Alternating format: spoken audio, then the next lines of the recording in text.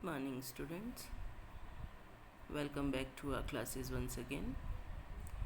Last time we had started the chapter Ruling the Countryside, in which we had discussed how British started changing the land revenue policies in India. They had introduced different land revenue policies like permanent settlement, Mahalwari system, and Rotwari system. All these systems had their own positive and negative points. So now, in continuation of that, we will just start the remaining part of the chapter. Let's begin. Introduction of cash crops. By the end of 18th century, British started supporting the cultivation of cash crops like indigo, opium, jute, cotton, tea, sugarcane, etc. for getting more profit. Because till before that, they were just collecting as the produce. But slowly they started realizing that it will be better if they'll start taking the money or making the farmers produce these type of crops which will be able to get them more profit as they are required as a raw material into their own country. Because indigo was in a great demand in Italy, France and Britain as a dye in textile industry. Due to its high price, they just tried to replace it by another plant called wood. But the color of the wood was dull and pale, but the Indian indigo had blue or purple color, which was much more suitable and attractive for the textile industry. That is why they made the Indian farmers to grow this crop. Just by this, they were able to get that indigo at a cheaper rate and on their own conditions.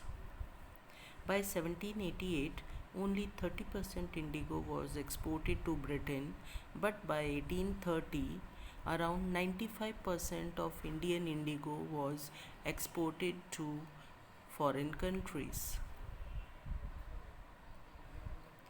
Now, indigo cultivation and its problems. British had introduced the indigo for their own benefit. Many of the Englishmen settled in India and became indigo planters. For that, they gave the loans to the farmers, and the company and the banks also helped into that. Now, types of cultivation of indigo. It was of two types, niche and Reuti. Now, let's discuss what are these two systems of indigo cultivation. Niche cultivation. In this, the planters produced indigo in the land controlled by themselves through hired labor. Now let's see its problems. It required fertile land, but such areas were heavily populated. That's why it was difficult for them, and even planters required large area, and large area means it required more manpower, bullocks and plows, which was very difficult to get. So this way we can say planters till 19th century they got reluctant to increase the areas under niche cultivation. Only 25% or less than that was under this form of cultivation, and rest was covered by the Reuti system. Now we will be discussing what was that Reuti system. Now here you can see one Neel Darpan. Neel Darpan was a Bengali drama written by the Bengali writer. In this, the writer tried to show the hardships and the problems of Bengal farmers due to the indigo cultivation. Now, the Reuti system. In this, the planters forced the Reuts or the farmers or village headmen to sign a contract or agreement which was called as Satta. Now, because of that, They were provided loans and low interest rate to grow indigo, and because the farmers were able to get the loan, they were forced to grow only indigo on the minimum 25% of their total land. Now, planters in the beginning, they were happy by getting the loan because it was able to give them some help in the farming system. Planters gave seeds and drills, while tilling, sowing, and harvesting everything else was done by the ryots or the farmers. Now, let's see the problems. Very low price of indigo was paid by the British to the Indian farmers. It led to the chain of cycles of loans, or we can say indebtedness. The indigo needed best or fertile soil to grow, which was already used by the farmers to grow rice and pulses. It also made the soil infertile. An indigo plant is a very delicate plant. It required extra attention and care by the farmers. So this way, because of all these things, the Indian farmers, they had to do lot of hard work, but in exchange of that, they were paid very less money by the British. So many of the farmers started getting reluctant to grow this crop.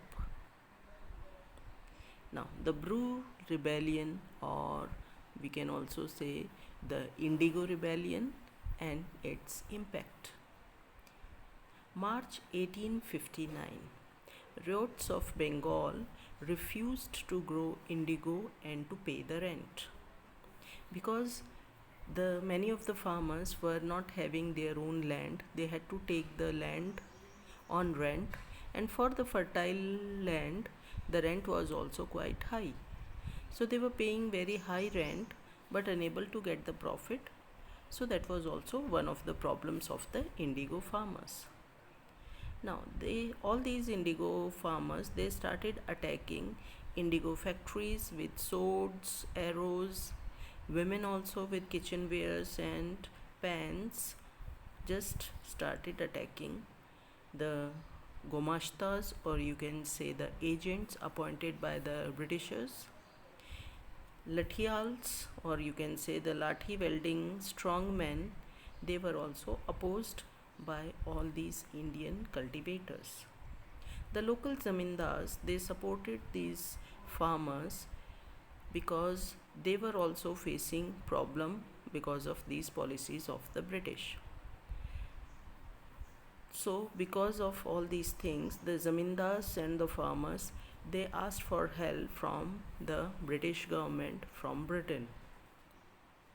Now, because of the revolt of 1857, Queen Victoria, she got worried that it shouldn't lead to another revolt just like that. So she passed one act, or you can say she made a new commission which is also called as Indigo Commission. According to that commission, indigo cultivation was stopped. Ryots or the farmers will only fulfill the present contract and will not be forced to take new contracts in the future. And because of these things, indigo cultivation collapsed. And by 1917, when Gandhiji came to India, so some of the Indian farmers met him, and to support these indigo farmers and oppose the indigo planters, Gandhiji launched Champaran movement or Champaran Satyagraha in 1917, which was also very helpful for raising the issue of these farmers.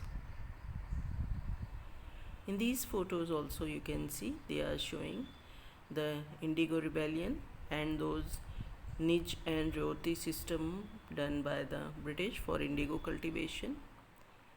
So this way we had seen into this part of the lesson how various cash crops were introduced by the British in India just for their benefits, and because of that, Indian farmers stopped cultivation of cereal crops. But many of the farmers, which they had thought that because of this they will be able to improve their economic conditions, were not able to do it. Most of the profit went to the British only, and the indigo, which was mainly responsible for the hardships of the farmers, it spoiled the quality of the land. So they all had revolted and finally got rid of this problem. So that's all in today's lesson. Remaining will be starting in next class. So see you.